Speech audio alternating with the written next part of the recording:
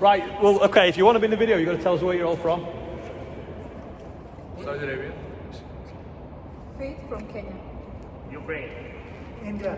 Germany. Palestine. UK. And Yorkshire. Yorkshire. Oh, and then we've also got some NFU staff. So where are you from, Liz? Bolton Science. Where? Bolton Science. Oh, right. He's basically from Newcastle. We'll give Carl a wave. Just showed the Royal College of Defence Studies round again. Now we're in the workshop trying to make some space because it's too windy to do any spraying, it's too wet to use the drill to sow any sunflowers, and we're sick of not being able to see the floor in the workshop. So we're going to blitz it today. Hopefully we'll have some more room. Just making sure there's loads of room in this shed now because we're going to bring the wood chipper in.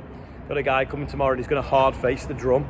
So we've got some ferrobide that we can put on it, but also we're going to build it up with hard facing wire and stop it wearing, because the wear rate on the drum's quite incredible sometimes, and it's a lot of money for a new drill. I think a new drum's like £30,000, so it's worth spending, I don't know, maybe £1,000 having it hard faced and built up so it's up to the job. It is something that we could do, but we've never really done it ourselves before to that scale, so it's better to have an expert do it for us that knows what they're doing, get them on with it, and then if we have to patch it up or do little bits in the future, we'll know how to do it. So we're just going to make sure we can get it in this shed in case the weather's bad tomorrow. It's supposed to be good, and I hope it is, because we've got a lot of spraying to do, but today it's just a bit too windy. The trees are blowing around, so no spraying today, but we'll get that in here. There's also a problem with the yoke, there's a bearing gone, so we're going to try and take that off as well, so we can be working on that at the same time. I bought a bale grab last year because we thought we were going to wrap some bales. Anyway, in the end we didn't. We got Bennett to do them for us in their bales and they used them. Anyway, they want to now buy the bale grab off me, which I've never used. So they've got the brackets on this machine here. This is what's called a 56 bale carrier, so we'll pick up a pack of 56 little bales. And they want to cut the brackets off that and weld them on the other grab for them. And then I'm going to sell them the grab, and then the brackets that come off that, we'll use that to make something else out of. As you can see, there's loads of progress in the workshop tidying up. You can see a lot more of the floor. Thought you were tidying up, Sam. He's basically starting at the back now and working his way forwards. So there's Adam's steps ready for painting. Put all the bits of scraps of steel that we use for fixing things there. Fold the engine crane up, working his way down, putting stuff within that loft in a bit. Andrew's moved his toolbox, the window out of his John Deere, roof out of his John Deere, loads of random filters that we don't even know what fits anymore.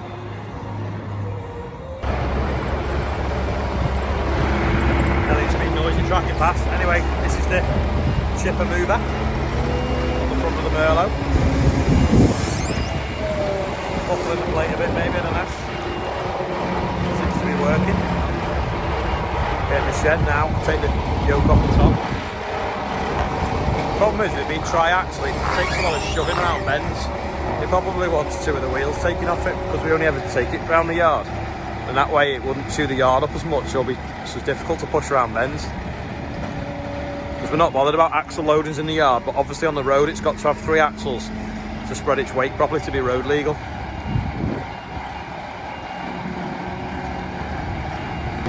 It's the awkward bit now, getting it around this bend without folding the elevator up. We think we might just get it, otherwise you've got to fold the elevator up over the top, but then it's a bit awkward unfolding it in the shed because of the roof height. So we just hopefully should get it down. Yeah, it's going to go easy. He just swings it round now. Better go and guide him. Change of plan, lift the magnet, lift that up, make it a little bit shorter, and drop it down before we go through the doorway. Make it go around the bend a bit easier. It's better. Easy.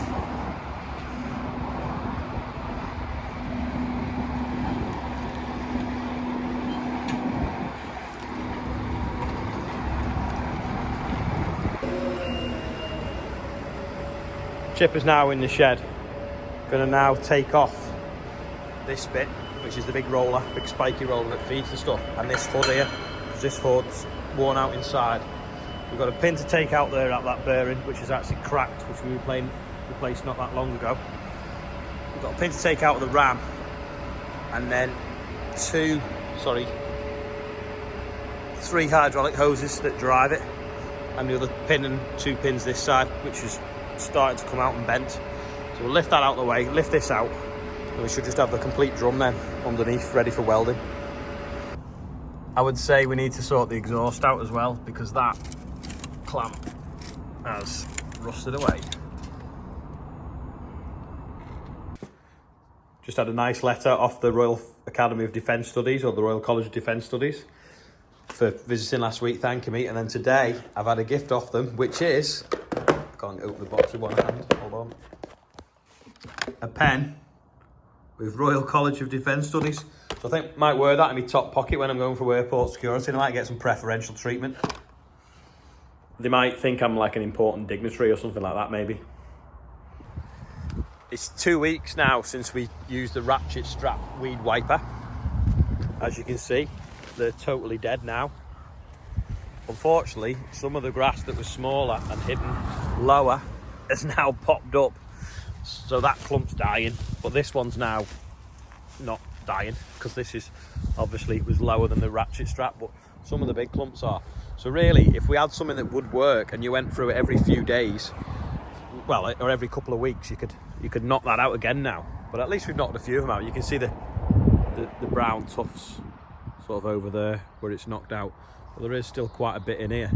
But it won't be wheat next year, this. It'll have a break crop, hopefully. So that should stop this ryegrass. We'll be able to control it within that. There's a few mayweeds, which are these like daisy things, just about to come out into flower. There's one there actually flowering. So we'll be able to sort that out anyway. And next time we go through it with a fungicide, we'll put something in to knock them out before it starts to affect the yield. The perhaps should have been done a little bit sooner, but we've not really been through with a spray for a while. You can see now it's definitely in boot. So if you can see now it's just starting to open up, and there's the seed heads inside. So another few days they'll have burst out. That's good. So yeah, other than a bit of grass in this field, I'm pretty pleased with it, considering it's after potatoes. In a field of grass now, it's about sort of up to my knees, maybe not quite. Had that digestate put on it. You can see though a bit of a stripe there. It's a bit thicker where it must have got a bit of a double dose. On either side of it's not as good. This time last year we were actually mowing grass and baling it. It was that hot at the end of May. It's not at the moment, might be by the weekend, might be 20 degrees, but I think last year it was like 25, near late 20s. We got some belting hay off it, but I don't think we'll be doing it this year, because physically, if we actually got on the ground this time of year now, because of the rain we've had sort of 2 inches in the last sort of 4 weeks, 3 weeks maybe. Saturated, we'll make a mess getting it off. Bit of a shame, because it was good stuff last year. So we'll probably do it like we normally do traditionally in June for making hay out of it. A bit longer days as well, easier to make. Hope it's not too windy, but this field was very patchy. It was one that we thought about ripping up. Anyway, we left it and it seems to have done all right. So we're just going to go down now and have a look at the pods and different things. It's still sort of flowering at the bottom. We've now got some quite big pods forming, if you will. Well, the certain definitely a bigger size. Still plenty of secondary growth in the bottom, which we could do with catching up, otherwise it'll make it uneven for harvesting. There's a few sort of pods that look maybe a bit twisted. Maybe that one there. That's probably a bit of frost damage. But hopefully, if we get some better weather this week, some of these lower branches will just keep flowering and keep podding. Oh, there's a bee. It's because the beehives are over there. So there's some more bees coming actually this week, and they're going to go to another block of land where the sunflowers are going to be and where the beans are. That's also beans there. So them bees that are there, when they've finished over on this, hopefully that green there will be flowering, and that'll be pollinated for them, something for them to eat as well. There's some fairly advanced pods here. So if you look, you can actually see the bumps inside there, the little seeds are already forming. I'll split one open. So I've split one open there, and you can just see right in the centre, they're like little pods, basically. Well, they are pods, look like little peas inside. They're going to turn black, and that'll be the oilseed rape, the little white things inside it. I'm not expecting it to break any yields records that field, because it was quite patchy and poor, but it should definitely return a profit, hopefully, because we've not spent a great deal on growing it. And the beans next to it, although they're a bit wet in this front corner here, which is always floods, as a whole, there's sort of 65 acres there that look brilliant. So this wet weather has definitely given them some water. So we just need a bit of sunshine now, and they'll get it in some warmth, and they'll hopefully get to about 3 or 4 foot tall before harvest with plenty of pods on them. Shed update. It's windy. The brickwork's going up. In this field of beans here, a bit of a wet patch over there and a bit of a wet patch here. But some of these are pretty tall, and I'm just looking to see if there's any flowers about to form on them. Not quite, but they smell lovely. They don't smell like you'd expect beans to smell like. Quite a sweet smell. I'll just try and pull one up and we'll see if we can see anything on the roots. I mean, you can't really see, but you basically get nodules on the roots, which is nitrogen fixing. Anyway, they're not really showing yet. They're probably a bit young. They take a little bit of nitrogen apparently, I think, to start to grow, and then they give it back and in bucket loads. That's why they've got to grow, and also it mixes the chemistry up a little bit so that we can kill the grass weeds and different things within them and control them a bit better. But yeah, just some wet patches. Otherwise, looks all right. Doesn't look to be any block spouts either, which is good. Sometimes sowing beans you can get block spouts. These were drilled with a Claydon drill because it has a wider row spacing, which we think helps beans, because the bees can get lower down the plant because there's more space for them to fly in and out. The new drill is a 25 centimetre row spacing. This is 30.5 row spacing. So we're going to try the new drill in beans as well. It's just whether we can get them deep enough for beans, because they do like being that little bit deeper, or at least out the way of a crow's beak. But we'll try next year. We'll do some trials against the 2 different drills to see how it works. Taking this hood off the top of the rotor now with here, but that pin in there to take this bit off, which is the spiky wheel, will not come out. They've been messing for 2 hours now trying to get it out, cutting it, whatever. So we'll have to take the other end off and get it in the workshop, and have a mess. We'll have to cut it out, take it off, knock it out, and then weld it back in again, which is obviously easier to do in a workshop than here, where we've got sort of dust and stuff. All the bolts are out of that now. Merlot's there. Gonna lift that off. Just lifting the main hood out now because it's worn inside. You see all the cracks in it and different things. So we're gonna rebuild that up while it's out.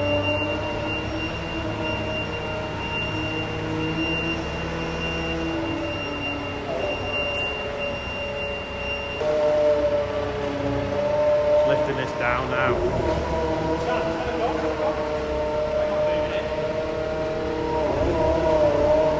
Watch this guard here. Let's have a look. Hold on. You can see how it's worn inside there. It's a bit like the hood off a hedge cutter. They wear out eventually. We need to cut this skin out and redo it. And it's all damaged there as well. Worn out in the corners there. Yesterday's quiz question was in fact the drive for the bed chain on the muck spreader. So the hydraulic motor spins a little corkscrew which turns a big cog, which then turns another cog, which reduces the speed down, gives it loads of torque, and makes the bed move backwards. Today's quiz question, dead easy one. How many of you watch with somebody else? Do you all watch on your own, or do you watch with your partner, with your kids, whatever? I'd just like to know, because I seem to get lots of messages from people saying, oh, we watch her at night, couples, or we watch with the kids or whatever. So if you want to tell me who you watch with, it'd just be interesting. Then I might know what more content to do, whether I aim it more at children or aim it more at adults, whichever. So leave a comment below anyway. That's about it for today. Don't forget you can click another video here or subscribe here. I'm not really sure. I think we're nearly at 14,000 subscribers, which is great. And happy birthday as well to Tom Sawford. And I'll see you all tomorrow.